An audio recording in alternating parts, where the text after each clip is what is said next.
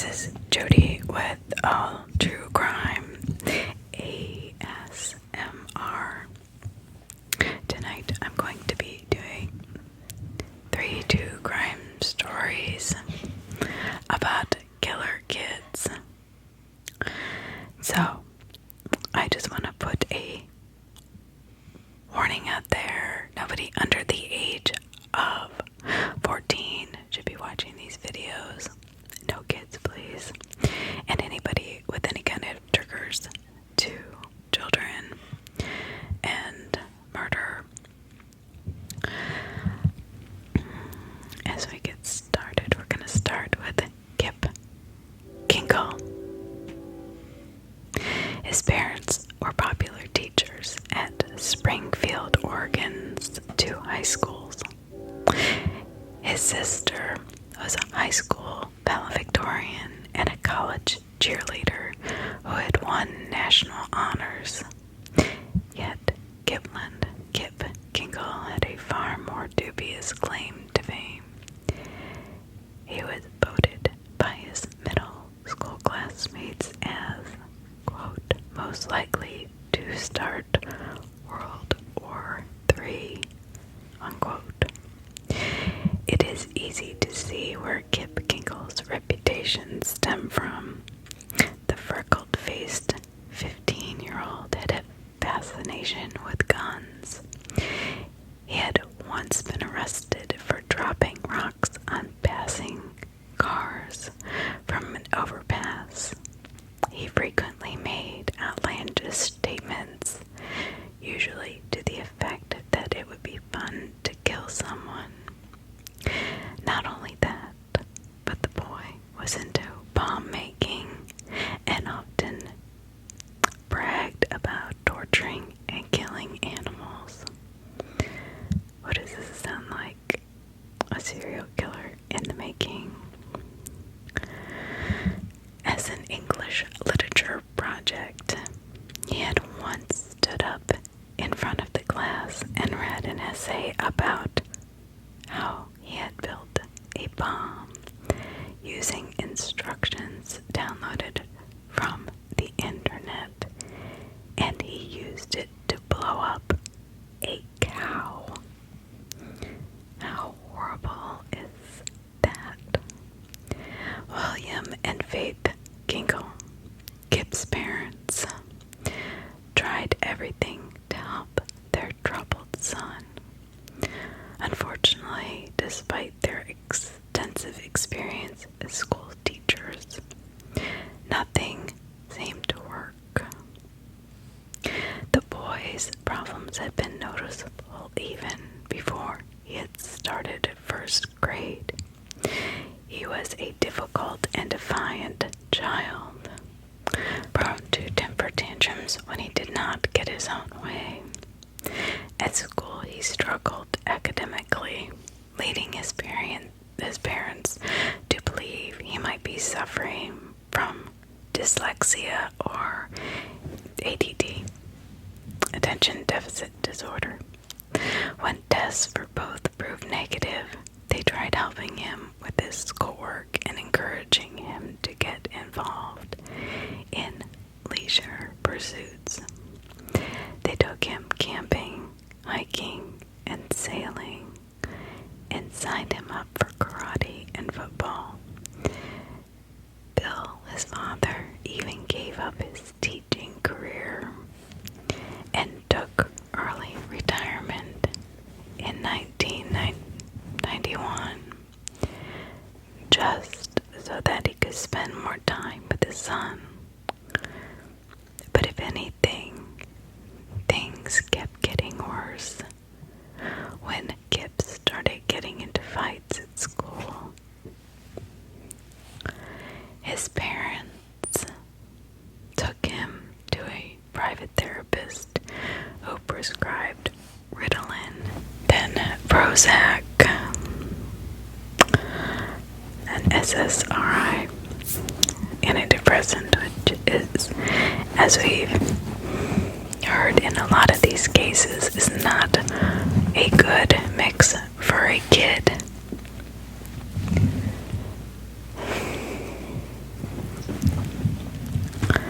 I'm sorry, my dog is, I don't know what she's doing. Everybody's fine until I want to start making a video, and then it's chaos. So then they took him to anger management classes. So now he is, I'm assuming here by the way it's written, that he is prescribed Ritalin and then Prozac. Now he's in anger management classes. So none of these produced any tangible results. Bill then took the extreme step of trying to channel Kip's interest into a more productive pursuit. While this is by far a brilliant move on his father's part, I'm sorry, I think when somebody's this angry, the last thing they need is a firearm. So his father bought a Ruger 22 target pistol and a 22 caliber rifle. He encouraged the boy to join a shooting club. Kip went to the only one meet before he lost interest.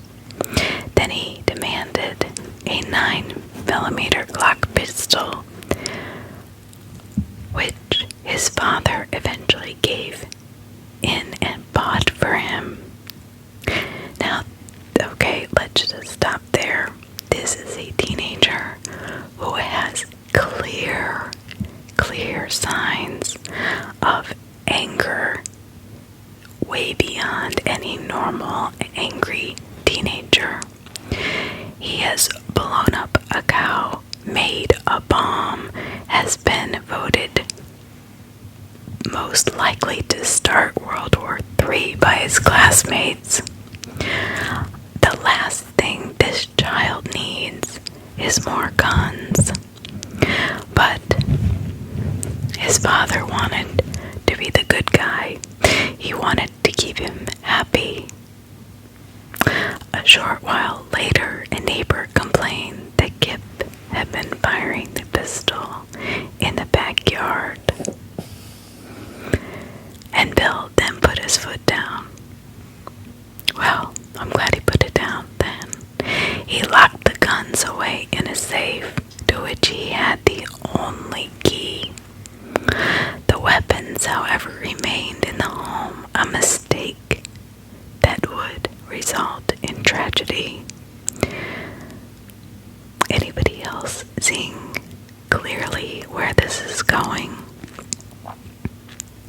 I mean, karate lessons, boxing lessons, something physical that was also in a manly or aggressive kind of a framework, but to buy this very angry teenager 3 firearms and then keep him in the house, even if they're under lock and key, I'm sure this child can get a hold of them if he really wanted to.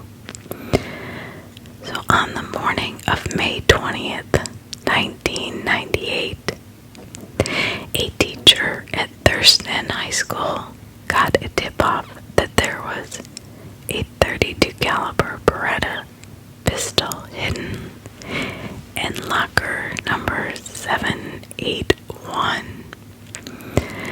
Guess whose locker? Kip Kinkel's locker.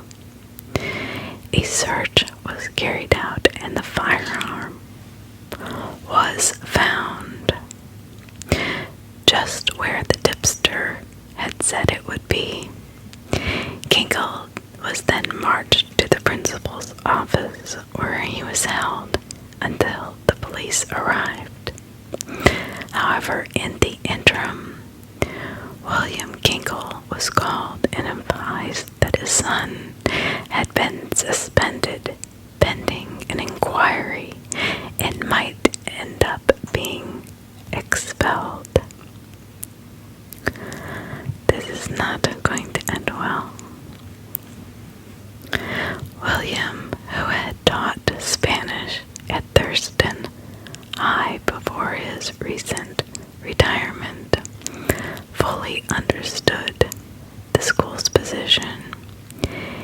was absolutely furious at Kip for doing such a foolhardy thing.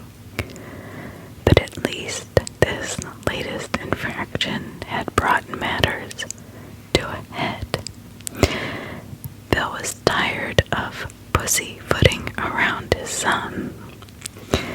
It was time for decisive action, and Bill knew exactly what he was going to do. He was positively upbeat when he played a game of tennis with a friend that afternoon. Shortly after he got home, Bill made the call he had been thinking about to the Oregon National Guard to inquire about a summer boot camp. They were running for wayward young men. He had barely hung up the phone when Kip stepped up behind him, raised his semi-automatic Ruger rifle, and pumped a single fatal bullet into the back of his father's head. Bill Kinkel was dead before he even realized he had been shot. Then Kip dragged the body into the bathroom and sat down to await his mother's return from her teaching job. When Faith Kinkel stepped out of her car, she found her son standing before her in the garage. "I love you," he said, before raising the rifle and shooting her in the face. Kip Kinkel, at the age of just 15, was now a double murderer. And you know what? He was only getting started. With his parents lying dead downstairs, he spent most of the evening building a series of bombs, which he described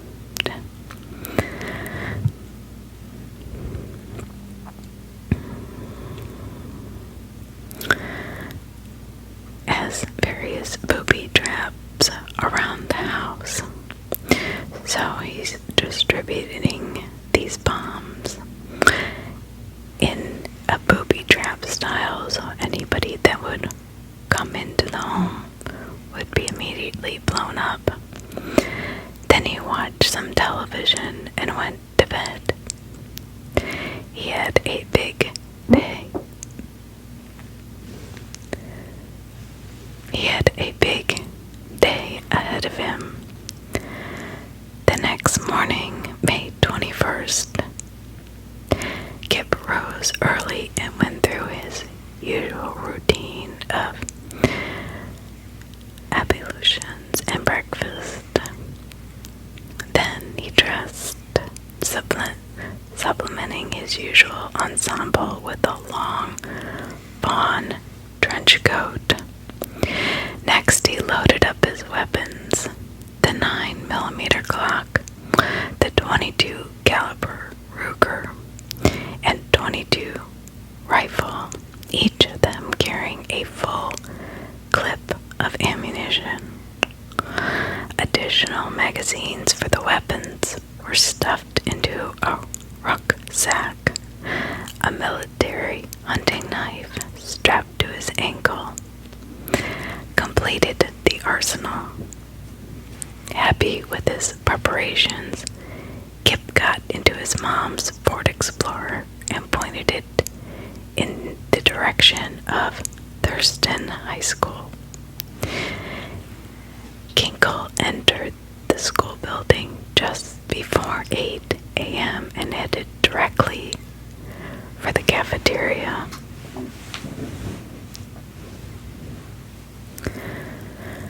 Which he knew would be buzzing at that hour.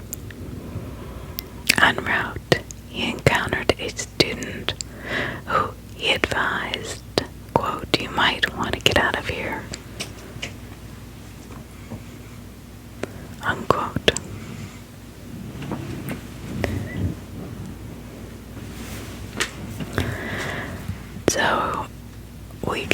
see what he's planning, right? He's killed both his parents. Thank God his sister is at college, or she would have been dead too, I'm sure. Some moments later, he entered the canteen and almost immediately flipped back his trench coat to reveal the rifle. Before anyone even had time to cry out, he opened fire, working the room right to left and back again, shattering a plated glass window and sparking a stampede of screaming kids. 19 students were shot that day, only 2 of them fatally, and the body count might have been much higher, but the bravery of one young man, 17-year-old Jake Riker, a high school wrestling champion, had been shot in the hand and chest, but he did not hesitate to tackle Kinkel. When Kinkel emptied his magazine and stopped to reload, other male students then joined the fray, subduing and disarming Kinkel, thank God. By then, the police and the paramedics were already en route, and before long, injured students would be rushed to Willamette Hospital. One of them, 17-year-old Miguel Nicholson, was pronounced dead on arrival. Another 16-year-old Ben Walker would die later of his injuries. Given that Kinkel had emptied a magazine of 50 rounds, it is truly a miracle there were not more fatalities. Good thing he'd only gone to one of his firing lessons or shooting lessons, as obviously he was not that great of a shot, luckily. Kip Kinkel was hauled off for questioning and almost immediately suggested that the police search his parents' house. There they found the corpses of Bill and Faith Kinkel, the parents who had sacrificed so much for their murderous son. Bill had been shot once in the head, while Faith had suffered several wounds to the head and abdomen. Each had been covered with a white sheet. But Kinkel had not sent the police to his house just to find his murdered parents. You see, remember what I said earlier, that he had rigged the whole house with booby-trapped bombs? Well, no doubt that he was hoping he would cause further fatalities.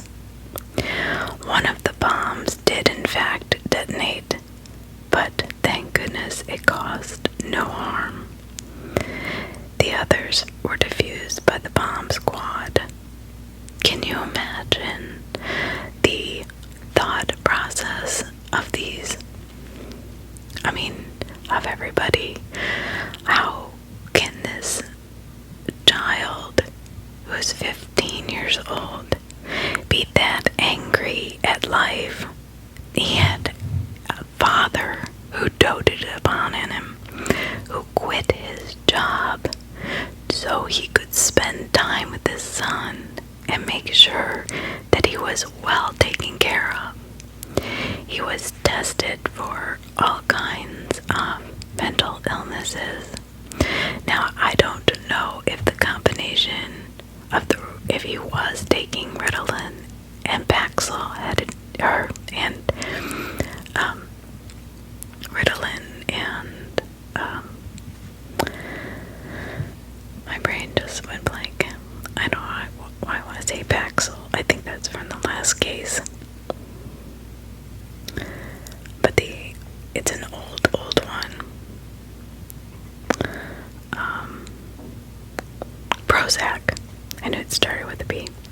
So I don't know if that could have changed him, but he seemed very angry. Actually, before any of this even started,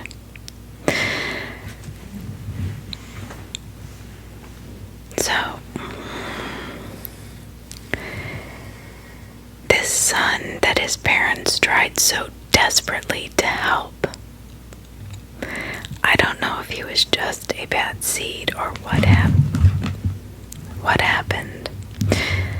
How did he have a sister that was so perfect? And yet was he completely the opposite.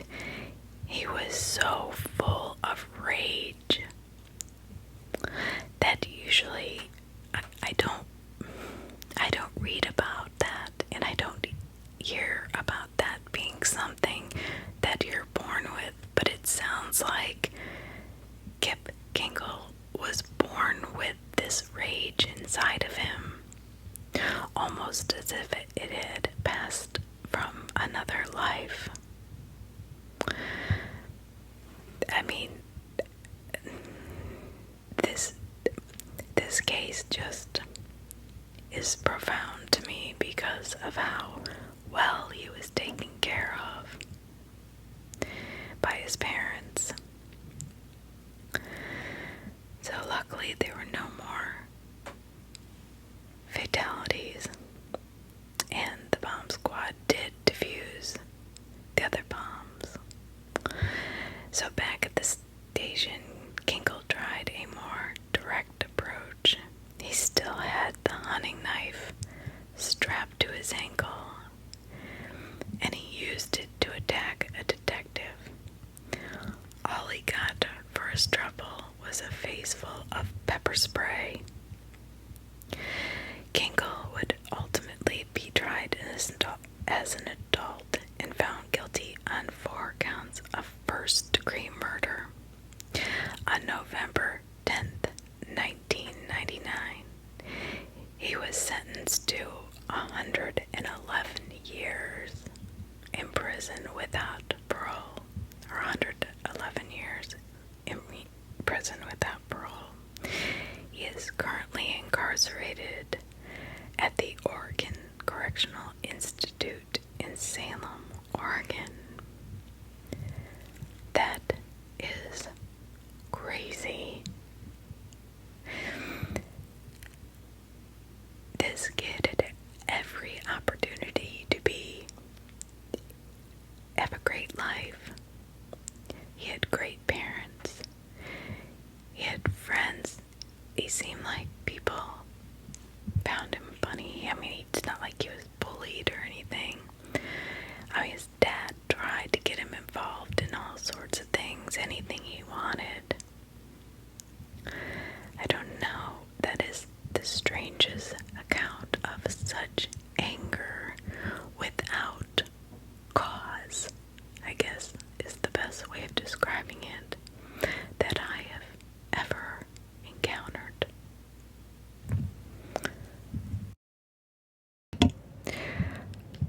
Alright, our story number 2.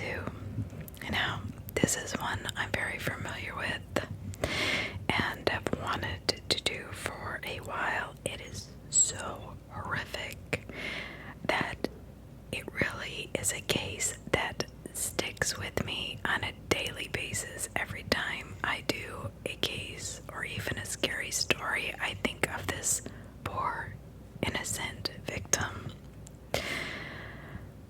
The murderer, Melinda Loveless. Quite a name for somebody who was absolutely devoid of any kind of love, for sure. What they did to this girl is undeniably the most horrific case of killer kids that I have ever heard of. The victim, Shanda Sharer. She was 12 years old on the last day of her life on January 11th, 1992. So it was a crisp winter morning in January 1992 as a Chevrolet sedan pulled onto the shoulder of a gravel road just outside Madison, Indiana. There were 3 teenage girls in this car, all dressed in jeans and sweatshirts, excited for some reason and appearing to be completely normal as they exited the vehicle, 2 of them moving with great purpose, and the other with what appeared to be some reticence. A 4th girl remained in the car. One of the girls, a pretty dark-haired teen, approached the trunk and threw it open. Inside lay the battered body of another girl, her name Shanda Sharer, and this was going to be the last day of her life. As I said earlier, 12 years old. What could be the crime this young girl had committed to make these girls, just slightly older than her, do such horrific things? Well, she had become involved in a relationship with the former girlfriend of one of her attackers. Not the girlfriend, the former girlfriend. Jealousy is a killer. I can promise you that right now, and I think I've said that before.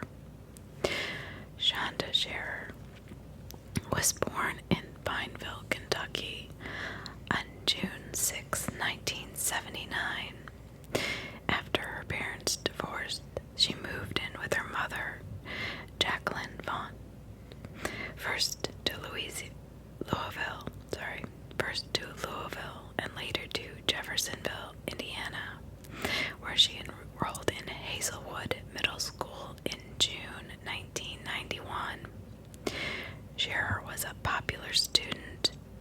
She played volleyball, softball, and she was a cheerleader as well. However, her mother was less enthused about some of Shanda's other extracurricular activities, specifically her friendship with a fellow student, Amanda Heverin. Jacqueline suspected that the relationship might be physical. In an attempt to separate the girls, she moved Shanda to a Catholic school, Our Lady of Perpetual Help in New Albany. But Jacqueline Vaught was not the only one to take notice of the relationship between Shanda and Amanda. Amanda's ex-girlfriend, Melinda Lovelace, was watching too. Watching and quietly seething with anger. Like Shanda Sharer, Melinda Lovelace was the product of a broken home. But where Shanda's upbringing had been relatively stable, Melinda's was chaotic, characterized by infidelity and substance abuse on the part of both of her parents. Okay, I mean, I do feel bad that she had to live through that, but that is no reason to do what she did to this young girl. There was also accusations of sexual abuse towards Melinda and her sisters. By her early teens, Melinda was openly gay, something that did not go down well with her mother. In the early 1990s, 14-year-old Melinda began dating Amanda. I think it's Heverin. However, the relationship was soon in trouble over Melinda's obsessive jealousy. By the time Shanda Sharer arrived on the scene, Melinda had moved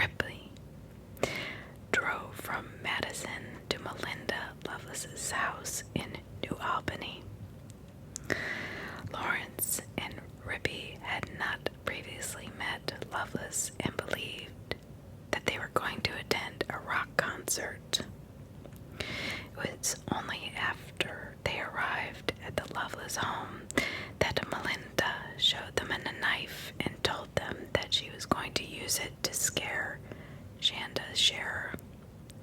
The two girls, who did not know Shanda, readily agreed to the plan. Okay, so now there are 3 girls who do not know Shanda, and they're just agreeing to cutting her up into pieces and killing her. It is crazy to me how kids can get on the bandwagon of just murder. I can't, for some reason, that is, after all these cases I've done, it is really hard for me to still understand how that happens. I mean, I understand kids get bored, but, you know, let's go walk through the woods, let's go skiing, let's go, you know, build a fort. I don't remember, and these kids are my age, I don't remember ever saying, let's go kill somebody and cut him up into pieces. I mean, that was just never, ever mentioned. I don't know. I guess it's beyond my comprehension, but it is not beyond reality, for sure. So as the foursome drove to Jeffersonville, Indiana, they arrived at Shanda's home just before dark. They had discussed their plan on the drive over and decided that Ribby and Lawrence would knock on the door, introduce themselves as Amanda Everett's friends. They would tell Shanda that Amanda was waiting to meet her at the witch's castle, quote unquote, a dilapidated stone cottage overlooking the Ohio River that local teens sometimes used as a makeout spot. But things did not go quite as planned. Shanda said that she could not get out of the house while her mother was still awake. She asked them to please come back later. That was the mistake that was fatal. The 4 girls then drove into Louisville, where they attended a punk rock concert. When they returned to the house at 12:30 a.m., Tackett and Ribby went to the door while Lawrence sat behind the wheel and Lovelace hid under a blanket in the seat in the back. Shanda was told to sit in front as they drove towards Witch's Castle. Ribby began questioning about her relationship with Amanda Everett. Shanda answered these questions freely. In the back seat, still hidden under a blanket, Lovelace listened and quietly fumed with jealousy. Eventually, she could not stand here anymore and sprang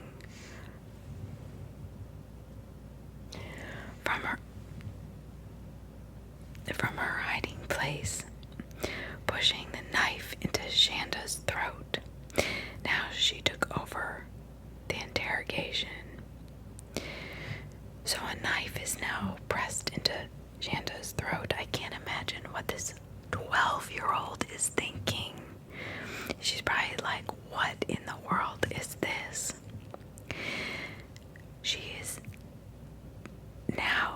Lovelace is demanding answers from Shanda about her relationship with Amanda, which was none of her business. As their destination neared, Shanda became increasingly fearful. By the time they reached Witch's Castle, she was sobbing hysterically.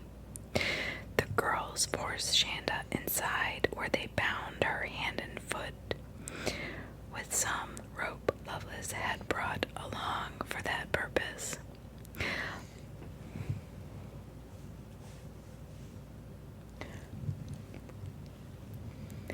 Lovelace then began taunting Shanda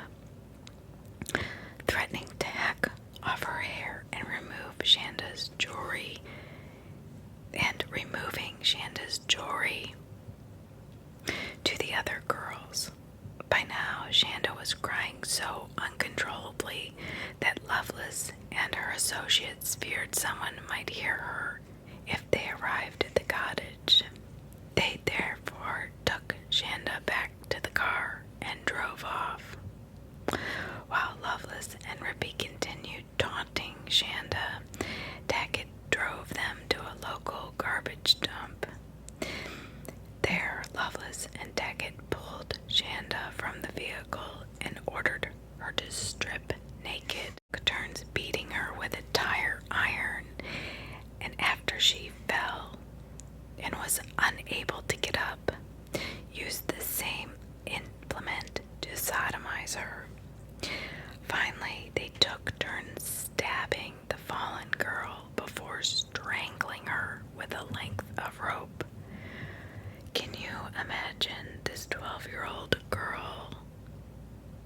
I mean, this is just beyond my understanding. This is why this case literally haunts me every single day.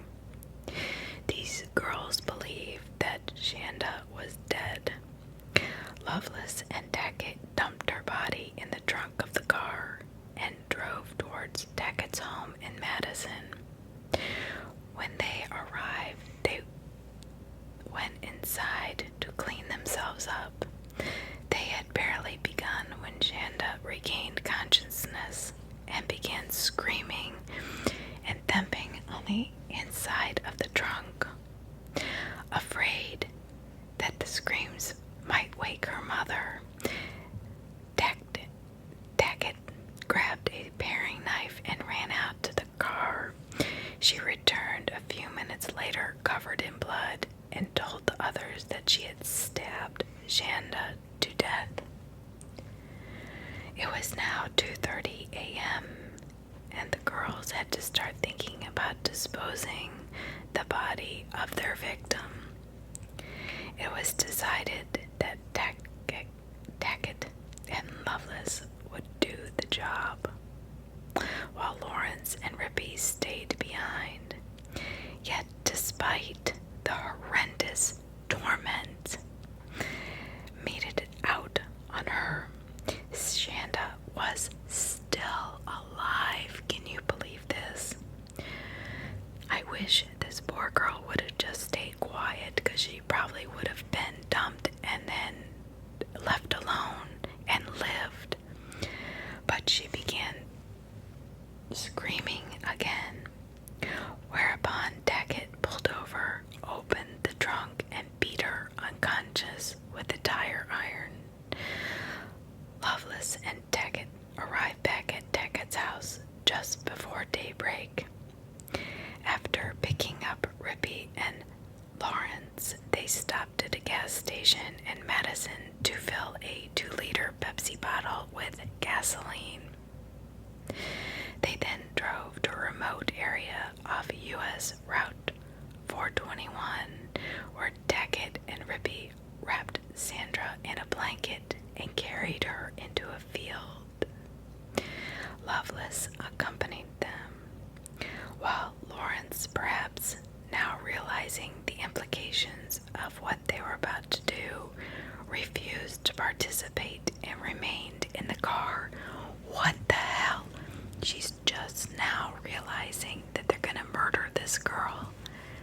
They've beat her senseless with a tire iron, sodomized her, stabbed her, strangled her, stabbed her again, beat her unconscious, and she's just now realizing that they're gonna kill her. How? I mean, okay, I guess, see, that's the problem with teenagers. Literally, this girl's thought process was so immature that they're thinking that they're just beating this girl up and she's gonna live until this point. Okay. So, Lawrence is now in the car. A few moments later, after her friends walked into the field, Lawrence saw a lick of a flame and smelled searing flesh. An autopsy would later reveal that Shanda Sharer was still alive when she was set fire. Shanda's body did not lay undiscovered for long. That same morning, hunters chanced upon the gruesome remains and called 911.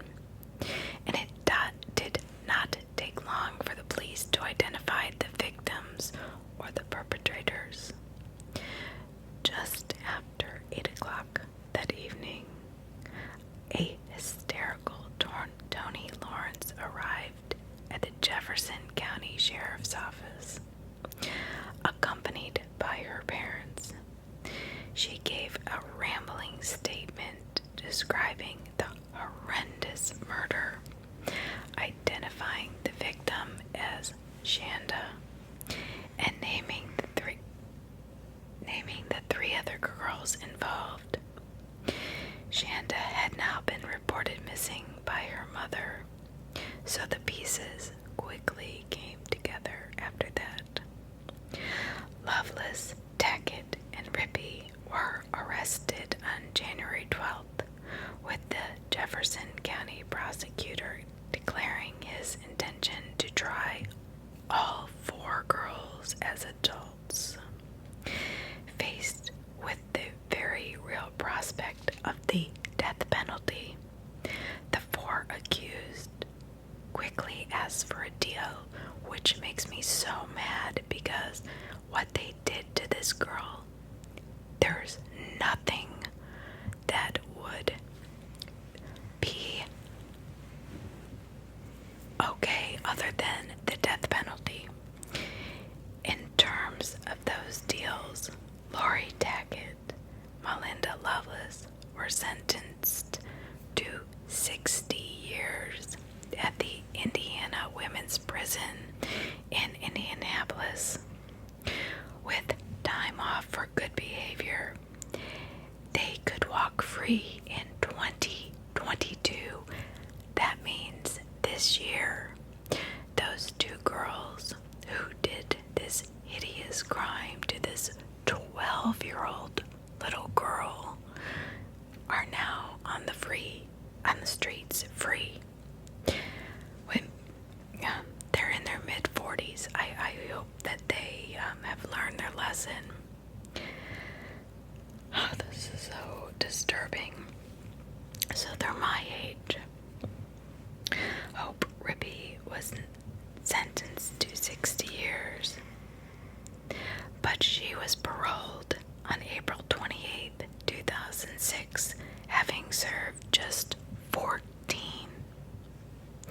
Toni Lawrence, who did not directly participate in the murder, served 9 years and was released in December 2000.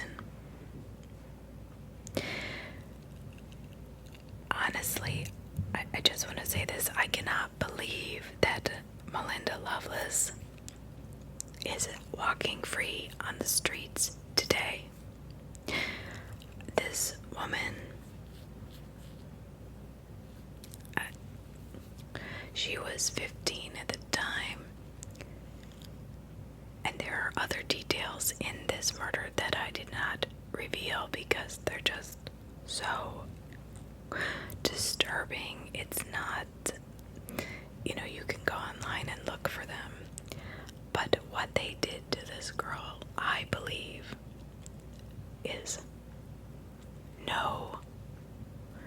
deserves nothing less than the death penalty, to be quite honest.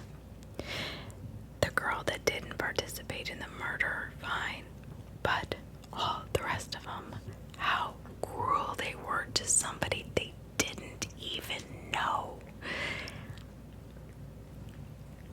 It's beyond me. I don't think I've even read of an adult murder this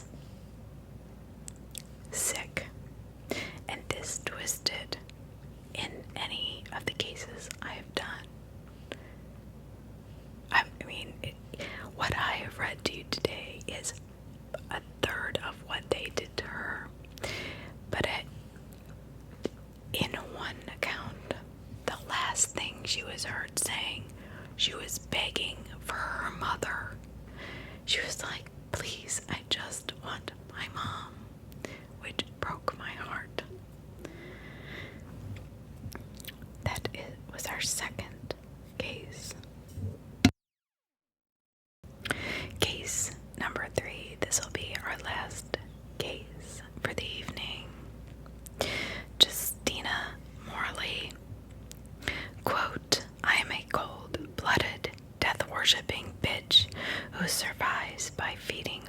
weak and lonely. I lure them and I crush them, unquote. These are not the words of some hardened criminal, but rather of a 15-year-old girl named Justina Morley. The words, nonetheless, are chilling, and they cause one to wonder what would lead a girl to such a dark and cynical view of the world. The path, unfortunately, is all too familiar. Justina had been a problem child at an early age. She began smoking marijuana when she was just 10 years old, and soon progressed from there. She was swallowing prescription pills which she stole from her mother. Soon she was snorting cocaine, paying for the drugs by offering herself for sex. She had developed another aberrant behavior by then, one that was every bit as dangerous as her cocaine habit. She liked to self-mutilate, slicing at her wrists and thighs and landing herself in the hospital. In 2002, after a parent suicide attempt, she was just 13. So all that I had mentioned before was prior to the age of 13. Shortly after her release from the hospital, she was expelled from the Holy Name of Jesus Catholic School and effectively dropped out, having not yet completed the 8th grade. Her life from then on became an endless cycle of getting high and raising the money to get high. Jason Sweeney was cut from a completely different swath to Justina Morley. He was an upstanding young man who harbored aspirations of becoming a Navy SEAL. Jason, in fact, had been accepted into the Valley Forge Military School, a vital first step on the road to his ambition. But his parents had lacked the funds to pay the tuition fees, and so the 16-year-old Jason had taken a job at a construction firm in order to raise the money himself. It was around this time that he had met Justine Morley. It was love at first sight for Jason. He had never had a serious girlfriend before, and the dark-haired Justina was not only pretty, but so sweet, with a naivete that was quite appealing. Bellying that innocence was an allure that seemed to transcend her tender years. In no time at all, she was dropping none too subtle hints as to the pleasures that awaited Jason should they manage some time alone. Was Jason interested? He was a 16-year-old with a heady mix of male hormones pulsing through his bloodstream. Of course, he was interested. When Justina suggested that they make out at this locally known spot, the Trails, Jason immediately agreed. So the date was set for Friday on the 30th of May, 2003. Jason would meet up with Justina after he finished work. What Jason did not know was that he was not the only man in Justina's life at the time. The precocious teenager regularly got high with a trio of miscreants, 17-year-old Edward Betzig and Coy brothers, Nicholas and Dominic, age 16 and 17 respectively. She was also physical with Betzig and with the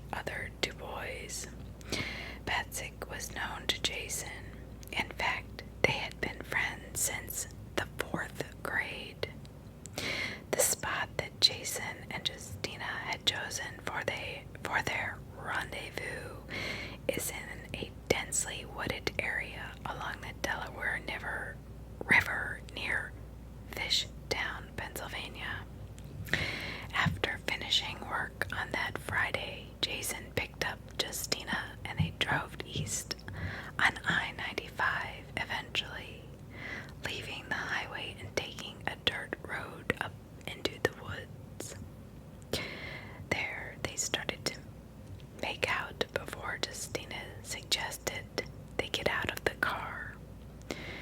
She proposed that they take their clothes off, and Jason wasted no time in complying. But he had just removed his sneakers and unbuttoned his fly when a Batzig and the Goya brothers emerged from the shadows. Badwig was carrying a hatchet, while Dominic wielded a ball-bean hammer. Jason did not even have time to register what was happening before they waded into him. It was Batzig who, well, one place it says Batwig and the other place it says Batzig, so I'm gonna go with Batzig since that's how it was in the beginning. So it was Batzig who struck the first blow, delivering a vicious hit to Jason's head with the hatchet.